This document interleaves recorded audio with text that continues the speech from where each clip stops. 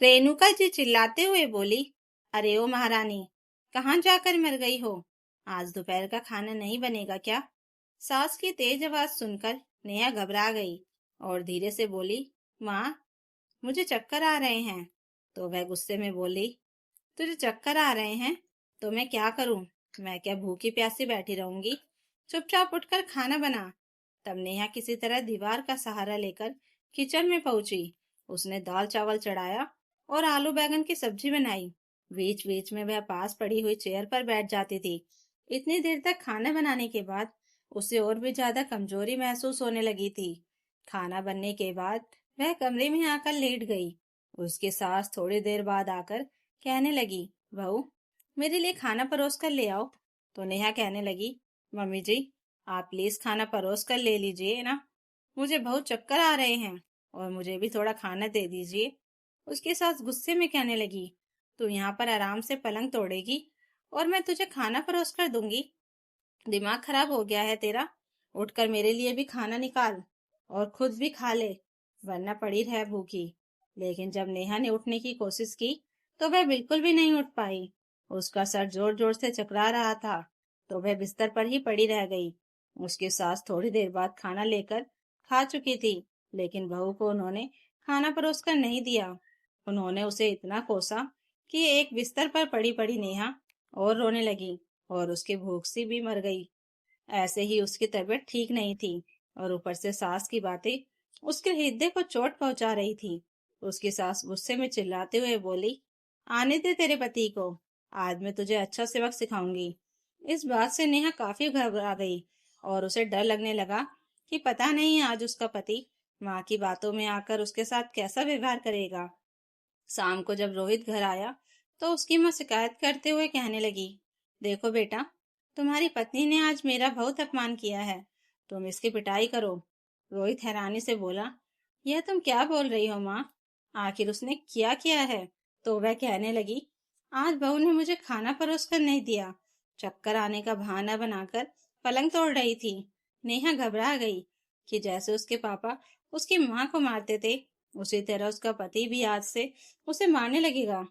तो उसकी आंखों के आगे वह दृश्य घूम गया जब छोटी छोटी गलतियों पर उसकी दादी उसके पिताजी से अपनी बहू की शिकायत करती थी और उसके पिताजी बिना कुछ सोचे समझे अपनी पत्नी पर हाथ उठा दिया करते थे। तब वह डरकर सोचती थी कि मैं भी शादी नहीं करूंगी, लेकिन सोचा हुआ ऐसे थोड़ी ना पूरा हो जाता है। जब उसके विवाह की उम्र हुई तो बहुत धूमधाम से उसकी शादी हुई, लेकिन उसके मन में एक अनजाना डर हमेशा बना रहा कि कहीं उसका पति उस पर हाथ तो नहीं उठाएगा। वह आज के जमाने की पढ़ी लिखी लड़की थी और उसने तो पहले से ही सोच लिया था कि वह अपने पति को खुद पर हाथ तो बिल्कुल भी नहीं उठाने देगी। लेकिन आज जो स्थिति बन गई थी, उसे समझ में नहीं आ रहा था कि वह क्या करे, क्योंकि वह रोहित से बहुत प्यार करती थी और अगर आज वह उस पर हाथ उठा देता तो उसका प्यार टूटकर बिखर जाता। ऐसी स्थिति में ना तो वह रोहित का सम्मान कर पाती और ना ही उसके साथ रहने का मन करता। लेकिन समाज के बनाए नियम इतने कठोर थे कि वह एक झटके में कोई फैसला भी तो नहीं ले सकती थी। वह अजीब सी कसमकस में डूब गई थी कि आज अगर रोहित ने उस पर हाथ उठाया तो आगे वह क्या करेगी, क्योंकि वह चुपचाप सहने वालों में से बिल्कुल भी नहीं थी और कोई कठोर कदम उठाने से पहले उसे हजार बार सोचना पड़ता। साथ ही रोहित ने शादी से लेकर अब तक जो प्यार भरा व्यवहार किया था, वह सभी बस दिखावा ही लगता। उसकी आंखों से बरबस ही आंसू बरस आए और वह सोचने लगी, इंसान जिस परिस्थिति से भागना चाहता है वही स्थिति उसके सामने आकर खड़ी क्यों हो जाती है। उसे अपनी माँ का चेहरा याद आने लगा कि पति से मार खाने के बाद वह कितना टूट जाती थी। वह चोट शायद उनकी अंतरात्मा को लगती होगी, हर एक थप्पड़ से उनके आत्मसम्मान को चोट पहुंचती होगी। अभी वह सोच ही रही थी कि तभी रोहित कमरे में आया। उसके गंभीर मुख मुद्रा को देखकर वह भीतर तक कांप गई और उसकी पलकें झुक गई। अभी भी उसे हल्के हल्के चक्कर आ रहे थे, तो वह बिस्तर पर ही लेटी हुई थी। उसे बिस्तर पर लेटे देखकर रोहित उसके पास आया और कहने लगा, क्या हो गया? तबीयत ठीक नहीं है तुम्हारी? उसे लगा कि पति तंज कस रहा है, तो उसने भी हिम्मत जुटाकर कहा, हाँ, सुबह से ही चक्कर आ रहे हैं। तो रोहित ने गुस्से में कहा, तो मुझे फ़ोन नहीं कर सकती थी? हम डॉक्टर के पास चलते हैं। यह सुनकर वह हैरानी से उसका चेहरा देखने लगी। तो रोहित बोला, चलो तैयार हो जाओ, मैं तुम्हें डॉक्टर के पास लेकर चलता हूँ। आखिर तुम्हें इतने चक्कर क्यों आ रहे हैं? तब वह भरे गले से बोली, और मम्मी जी ने जो शिकायत की वो। तो वह कहने लगा, तो तुम्हें क्या लगता है कि मम्मी चाहेंगी कि मैं तुम्हारी पिटाई करूं, तो मैं कमरे में आकर तुम्हारी पिटाई करने लगूंगा? मैं क्या कोई छोटा बच्चा हूँ? मुझे इतनी समझ नहीं है कि सही क्या है और गलत क्या है। तुम चुपचाप तैयार हो जाओ, इन सब बातों के बारे में ज्यादा मत सोचो। तभी दरवाजे पर खड़ी रेणुका जी गुस्से में बोली, रोहित, यह तो क्या बोल रहा है? मैंने तुझे कहा कि बहू की पिटाई कर, और तू इसके साथ बैठकर मीठी मीठी बातें कर रहा है। रोहित गुस्से से बिफरते हुए बोला, मुझे यह सब बोलकर भड़काने की कोशिश मत करो माँ, मैं पापा की तरह नहीं हूँ। यह सुनकर रेणुका जी हैरानी से उसका चेहरा देखते हुए बोली, इसका क्या मतलब हुआ?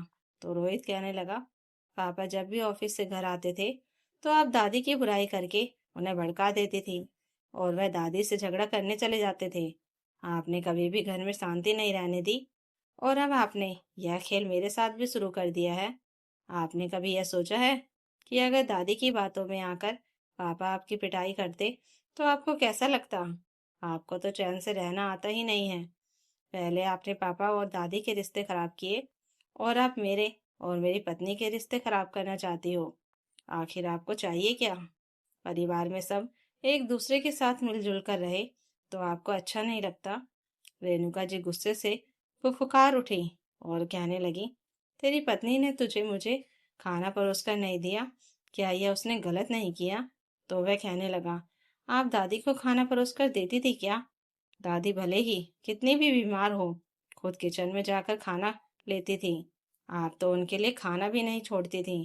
कभी दाल कम पड़ जाती थी तो कभी सब्जी। कितनी ही बार मैंने अपने हिस्से की दाल और सब्जी दादी को खिलाया है, इसलिए मैं यह सब अच्छे से जानता हूँ। आपको क्या लगता था कि मुझे कुछ समझ में नहीं आता? मैं छोटा बच्चा था, कभी कुछ कर नहीं पाया, लेकिन आज मैं अपनी पत्नी के साथ गलत नहीं होने दूंगा। इतना कहकर उसने हाथ पकड़कर नेहा को उठाया और कमरे से लेकर बाहर जाने लगा। तो रेणुका जी पीछे से चिल्लाते हुए बोली, मैंने तुझे पाल पोस कर इतना बड़ा किया, और शादी होते ही तो पत्नी के आंचल में ही घुस गया? तो रोहित पीछे पलट कर बोला, हाँ, तो दादी ने भी पापा की परवरिश की थी, लेकिन पापा ने तो सारी जिंदगी आपकी ही बात मानी। तो अगर मैं भी पत्नी की बातों में आकर आपको नीचा दिखाऊं, आपको ठीक से खाने पीने को ना मिले, तो आपको कैसा लगेगा? रेणुका जी गुस्से में बोली, मेरे घर में खड़ा होकर तो मुझे ही ऐसी बातें सुना रहा है? तो वह बेबाकी से हंसते हुए बोला, उस समय ये घर दादी का हुआ करता था, फिर भी बुढ़ापे में आपने उन्हें खाने पीने के लिए कितना तरसाया। मैं यह नहीं कहता कि आपको वैसे ही दिन दिखाऊंगा, लेकिन मैं बस आपको इतना ही बताना चाहता हूँ कि घर ईंट पत्थर से नहीं, बल्कि परिवार के सदस्यों के आपसी समझ और प्यार से बनता है। और आगे आपको कैसी जिंदगी चाहिए वह आप देख लीजिए, लेकिन अगर इस घर में मेरे या मेरी पत्नी के साथ कुछ भी गलत हुआ तो मैं यहाँ रहूंगा ही नहीं, क्योंकि मुझे अपने जीवन में सुकून चाहिए। वैसे ही जिंदगी में बहुत सारी परेशानियां चलती रहती हैं, लेकिन कम से कम घर का माहौल तो शांत रहना चाहिए ना। इतना कहकर वह अपनी पत्नी को लेकर घर से बाहर चला गया, और रेणुका जी स्तब्ध सी पीछे खड़ी रह गई। उस दिन बेटे ने इतने कड़े शब्दों में उनके गलत हरकत का विरोध किया था कि आगे कभी रेणुका जी की हिम्मत ही नहीं हुई कि वह बहू के खिलाफ बेटे के कान भरे, क्योंकि उन्होंने देख लिया था कि बेटा तो उनकी बात पर ध्यान ही नहीं दे रहा, उल्टा उनकी ही की गई पिछली गलतियों को बहू के सामने खोलकर बैठ गया था, जिसके कारण अब वे बहू के सामने भी रौब से नहीं रह पा रही थी। दोस्तों, रिश्तों में झूठे आरोप और अनावश्यक शिकायतें केवल परिवार का माहौल बिगाड़ती हैं। घर तभी खुशहाल रह सकता है जब उसमें भरोसा, समझ और एक दूसरे के प्रति सम्मान हो। बहू बेटे के रिश्ते को तोड़ने की कोशिश करने वाली माँ को भी यह भी समझ आ गया कि अब पुरानी गलतियां दोहराना संभव नहीं है, क्योंकि नई पीढ़ी सच और न्याय के पक्ष में खड़ी होना जानती है। तो दोस्तों, अगर आपको यह कहानी अच्छी लगी हो तो कमेंट करके ज़रूर बताइएगा, और नई कहानियों के लिए चैनल को सब्सक्राइब जरूर कर लीजिएगा। Thank you for watching.